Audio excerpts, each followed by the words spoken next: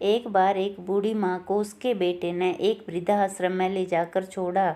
इस माँ का वह इकलौता बेटा था जिसके लिए इस माँ ने जीवन भर संघर्ष किया। इस बेटे के लिए वो सब कुछ किया जो एक माँ को करना चाहिए, और आज भी अपने बेटे को किसी भी तरह की परेशानी ना हो इसलिए आश्रम में रहने के लिए भी तैयार हो गई। वृद्धाश्रम में रह रही माँ हमेशा अपने बेटे को याद करती, मगर बेटा केवल साल में एक बार उसको मिलने जाता या फिर फ़ोन कर बात कर लेता। कई साल बीत गए।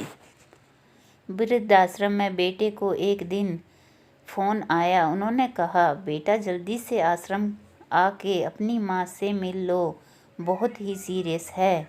बेटा जब अपनी माँ के पास पहुँचा तब वह अपनी आखिरी सांसें गिन रही थी। बेटे ने अपनी माँ से आखिरी इच्छा पूछते हुए कहा, माँ मैं तुम्हारे लिए क्या कर सकता हूँ। माँ ने कहा, बेटा इस आश्रम में गर्मी और मच्छर बहुत ज़्यादा हैं, यहाँ पर कुछ पंखे लगवा देना। फ्रिज न होने की वजह से यहाँ पर हम बूढ़ों को कई बार भूखे पेट ही सोना पड़ता है, क्योंकि किसी ने दिया हुआ खाना खराब होने से नहीं बचा पाते। तो इस आश्रम में एक दो फ्रिज भी खरीद कर दे देना।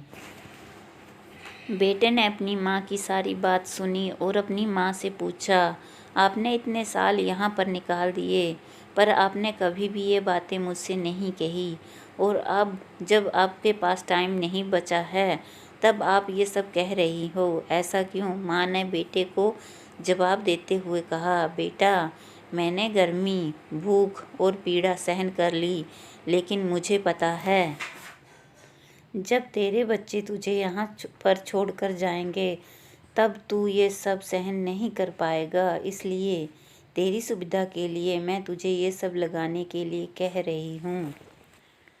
दोस्तों, माँ की ये आखिरी लाइनें किसी भी बेटा या बेटी की आंखें खोलने के लिए सक्षम है।